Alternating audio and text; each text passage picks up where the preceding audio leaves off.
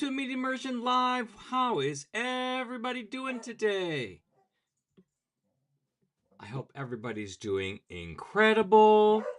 I know we just got off of a long weekend and now we're back to work today. I don't know about you, but I'm still very exhausted. Anyways, let me know who's watching. Tell me where you're watching from, where you are, who you are. Let me know in the comments. If you haven't caught our 30 days later, you can go to mm.us/live. Let me put that up on the screen here.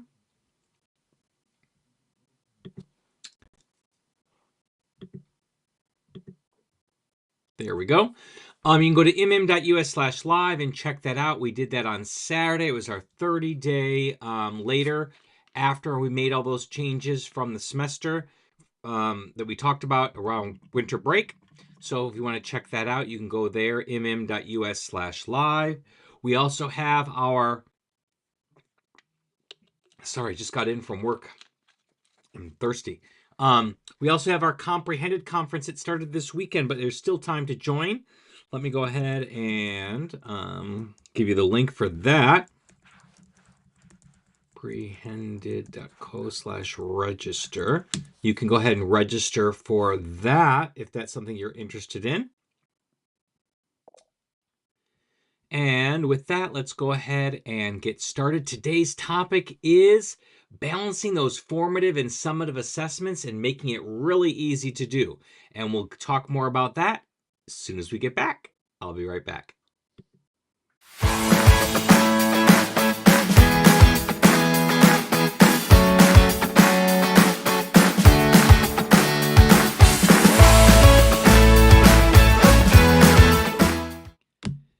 And welcome back.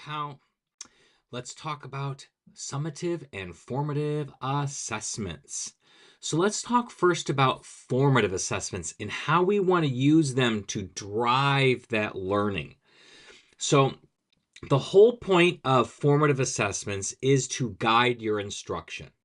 So they are the assessments that you give during the instruction that allows you to see if you're right on task, if you need to back up and reteach something, or if you can move ahead and go forward. So the whole point is they should be providing ongoing feedback and guide that instruction without adding any unnecessary stress. That's the whole point. We don't want to be doing a lot of extra stuff. And I'll be honest, almost all of my assessments are formative.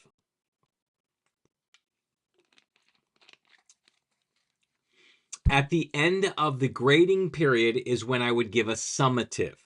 So for high school, those are your midterms and your finals. When I taught middle school, these were our end of the trimester because we were on trimester tests. School didn't give us any extra time because they weren't really final exams or anything like that. But at the end of that learning cycle, because I wanted to assess where my students were at the end of a grading period to see where they were.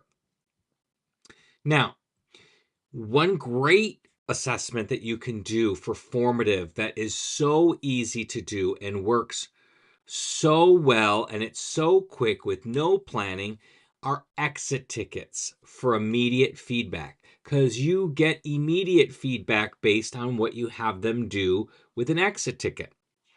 So you could ask students ask students open-ended questions tied to the day's objective.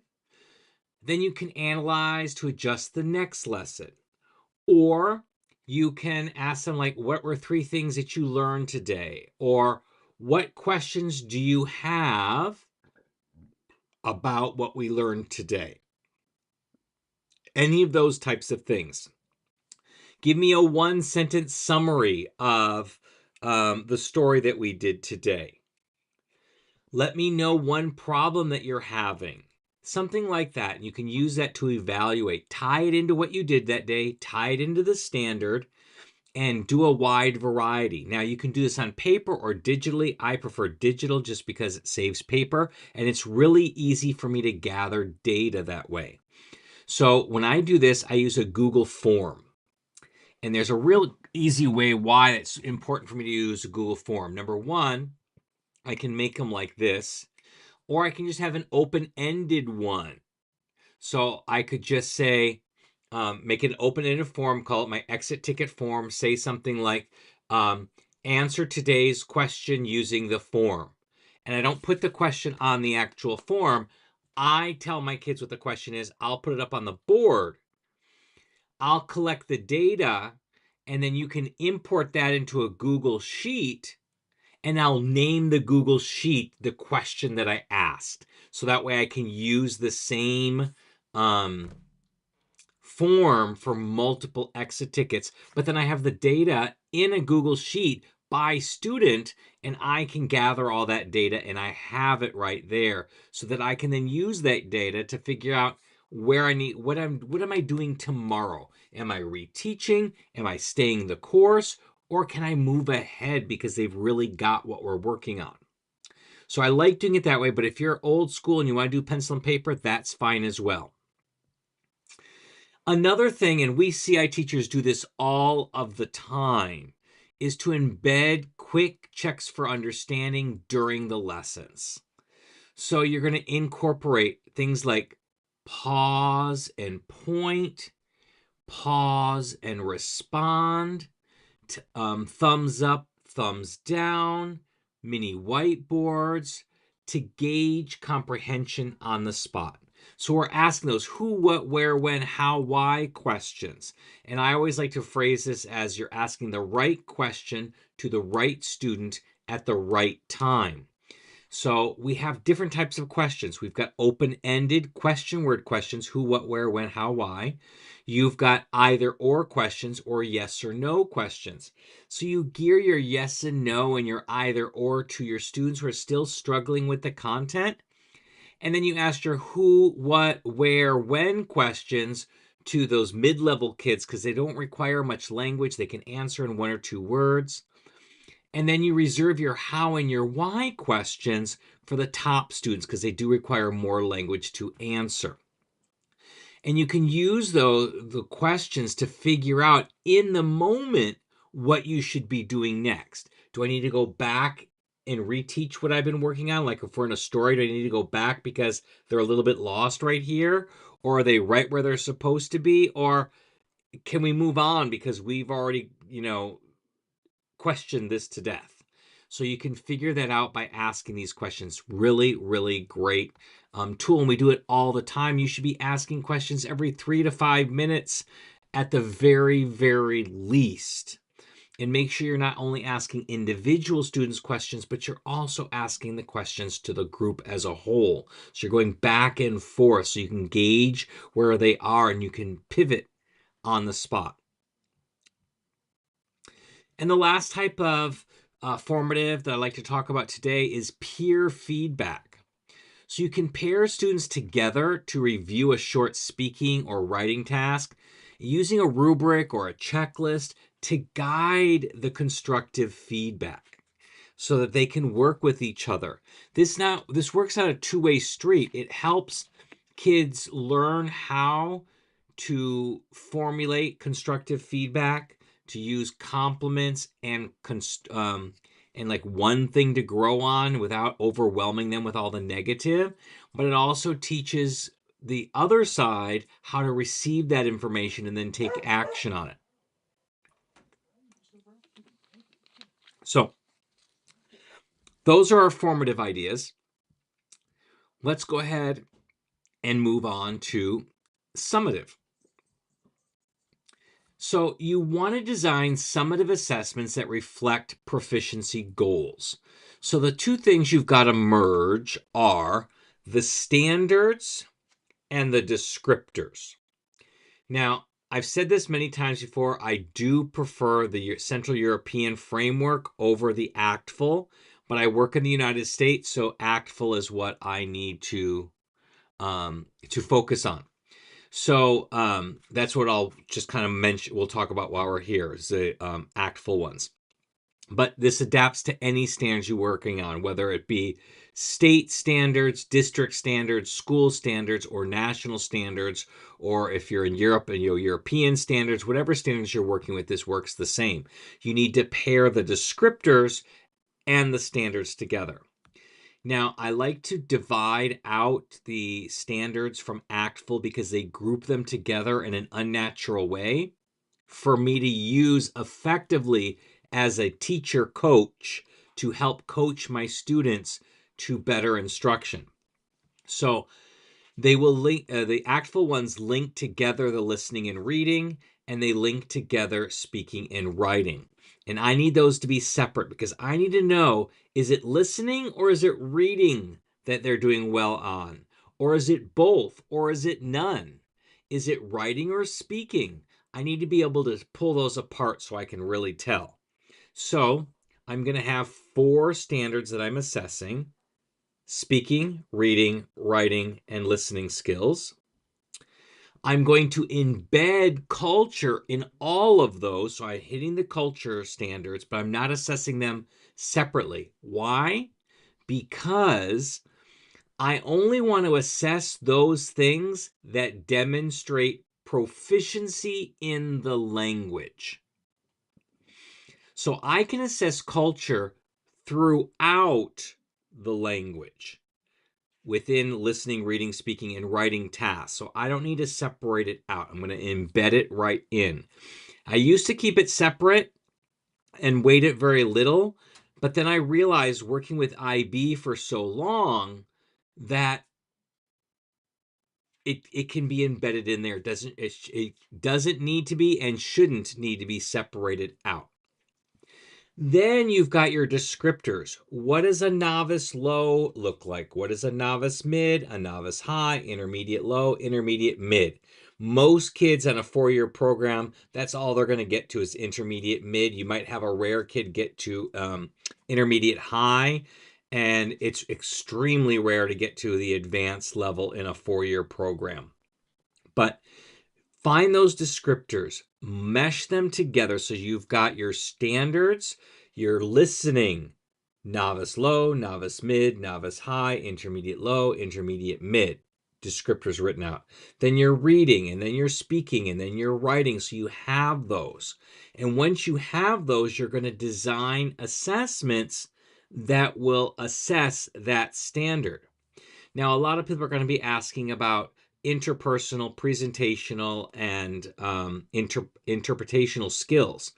Again, they don't tell me anything by themselves. The standards are what tell me what I need to know. But what I need to do with those is I need to make sure that my variety of assessments cover interpersonal, presentational, and interpretational skills. So interpretational is easy. That's the listening and the reading. No problem there.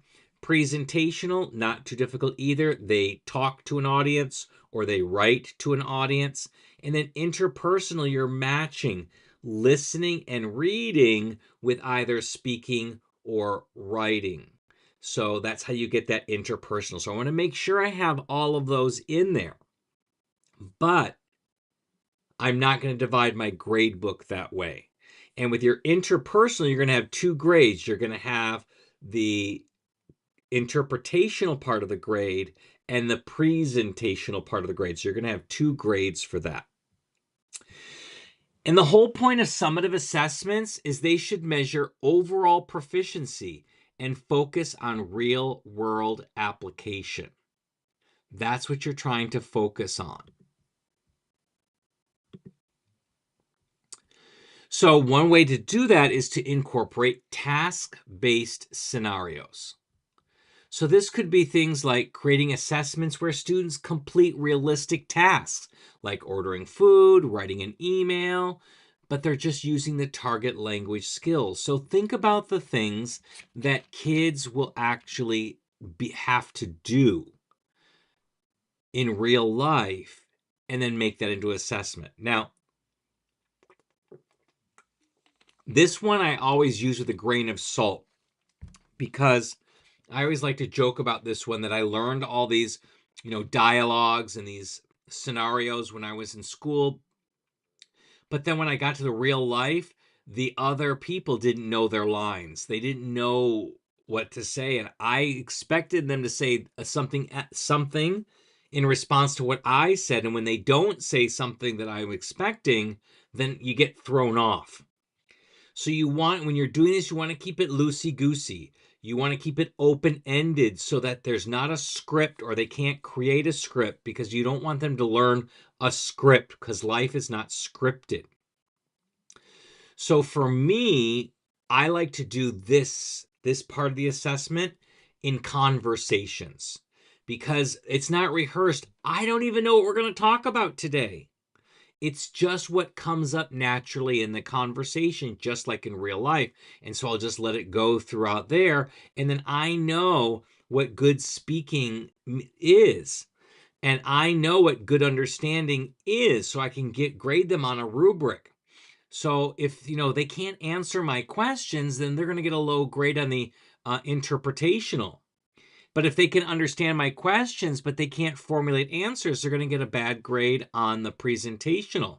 So, but what the whole point of it is having a conversation is something real. It's something spontaneous. And so I get a really good feeling of what they're able to do with regard to those. Another is to use an integrated performance assessments, IPAs. So here, you're going to take 2 or more. You could do more. You can make it much bigger. I was going to say much more big, but that's not a word. I wouldn't do this for the lower levels. I would keep it to 2 for the lower levels and maybe 3 for the mid levels, like end of level 2, level 3, and then all 4 for AP or level 4. So you'll combine reading, listening, speaking, and writing in one cohesive assessment. An example could be analyzing a menu and then role-playing as a customer, or reading an article and then citing evidence from that article to write something else. Or they could be reading a pen pal letter or email nowadays or text, and then they're writing a response to it. Or they're in a conversation and they're listening and then they speak about something. So you can combine, and the more of these you combine, the more difficult it will be, but you're going to get a more well-rounded. In my level 1s, I like to combine reading and writing and listening and speaking and leave it at that. So they'll get one that'll be a reading and writing, and another will be a listening and speaking. In my level 2s, I like to mix it up. So I'll do maybe a reading and a speaking, or a listening and a writing. At the end of the year, maybe the last couple of months, I might do 1 or 2 where I'm going to combine 3 of them. Maybe they read something and then talk about it and write about it. Or they listen to something and they write about it and talk about it. Or they read something and listen to something and then speak or write about it. It's a little bit easier if the 2 things are on the interpretational side. So listening and reading, and then pick one production one, speaking or writing. That's a little bit easier. So have them do that one first, and then mix it up by taking away one of the interpretational ones and adding in a presentational one in there. But combining all these, you get a well-rounded picture of what your students are able to do.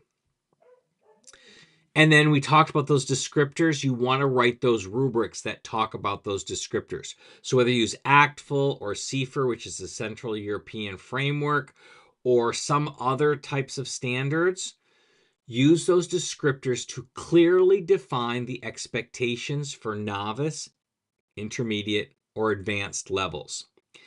And you always want to translate this into kids speak, something they understand. So don't use a lot of, teacher words. And one of the things I did recently, I don't know why I never thought about this before, but I did this recently using ChatGPT, and it worked really, really well, is I wrote my rubric. I copied and pasted it into ChatGPT, and I told ChatGPT to put this into teenage speak. And so they used a lot of slang like meh and mid and fire, those kinds of words. And they rewrote my rubric, but they translated it into teenager. And my kids thought it was fun and funny. And it doesn't matter. I know what the rubric means from my end. They know what the rubric means from their end. And it's still the same grade. It's just the way the wording is there. Why not make it easier for your kids to hit the target if they know what they're talking about? So they can read that and really understand it. You're bringing it down to their level. Anybody has any questions, please let me know in the chat. Or if you're watching this on the replay, you go ahead and put it into the comments. And because I'm probably going to forget later on, and I just hit the wrong button, if you are enjoying what you're seeing, you're getting some information out of it, please like and subscribe and share it with other teachers so we can get our videos out to more people and help more teachers move over to comprehensible input and master their skills. It really does help us out a lot just to click a couple buttons. I thank you in advance. So let's talk about our, whoops. I am just hitting the wrong buttons all over the place. There, let's get rid of that. That's the button I wanted to hit. So let's talk about balance. So that was the whole point of the video. So now you know the summative and you know the formative, but now how do we balance the two so we are not overwhelming the student with one or the other so we can get maximum growth? So you want to find ways to connect those formative insights, because remember, the formative is guiding our instruction to summative success, ensuring students are prepared and confident. So your formatives should mirror what you're doing on your summatives. Meaning, if you're asking a kid on a summative to listen to something and then talk about it, then you better do that in a formative as well so that they can do it.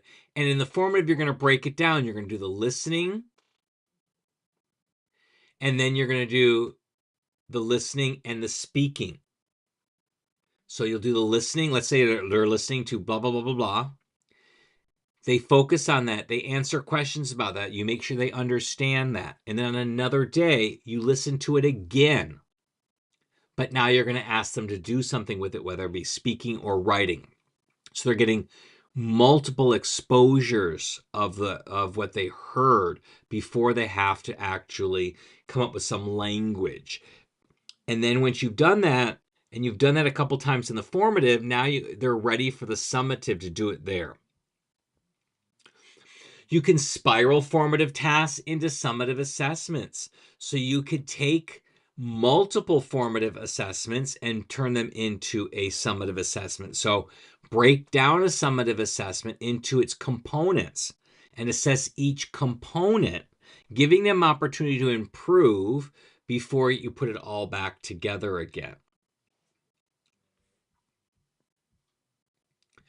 So you could use formative tasks like dialogues or paragraph writing as the building blocks for the final summative assignment.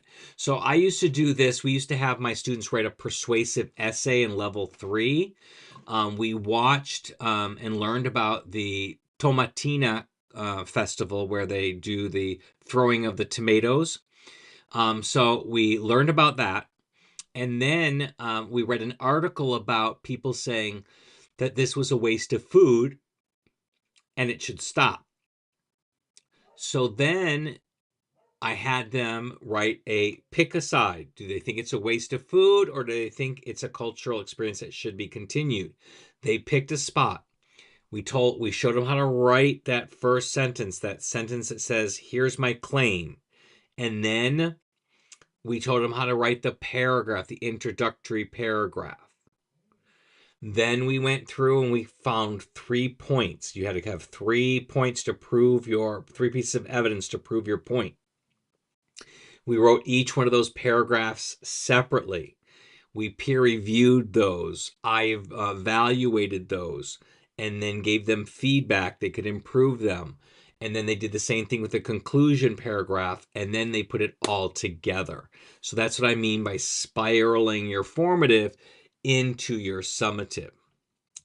You can also track progress with formative goal sheets.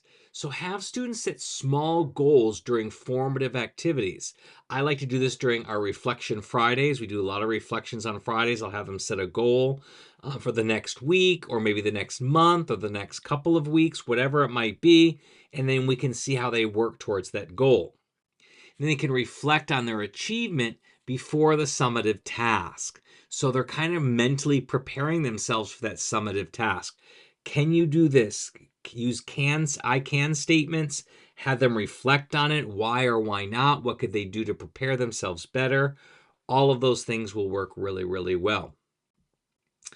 And then also the last thing you can do is provide low stakes summative previews. So offer a mini version of the summative assessment, maybe a short quiz or a practice task as a formative checkpoint to build familiarity. So I do this for the midterm and the final.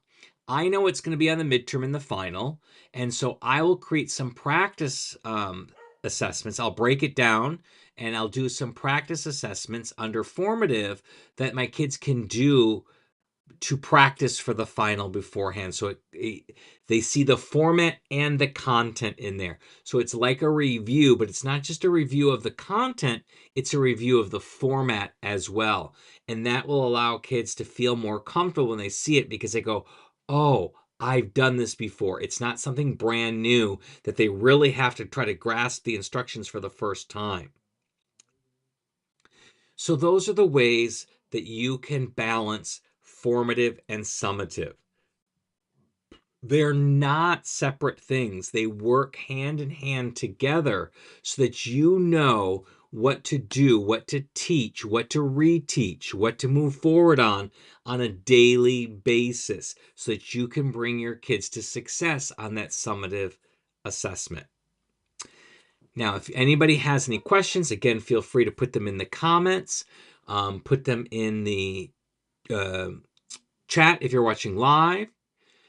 And next week we have an encore presentation, so I won't be live, but it's still information that you, looking it up right now, that is really useful. It's from one of our popular previous lives that we've done.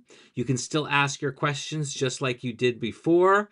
And it's a great way to participate and catch up on a video you may not have seen before. So we're going to be talking about brain breaks, focusing the classroom on some brain breaks. So that's what we'll be talking about next week. I hope to see you same time, same channel. Again, remember to like, share, and subscribe. It really does help the channel out. And with that, I'm going to say good night for now, and I will see you next time. Bye-bye.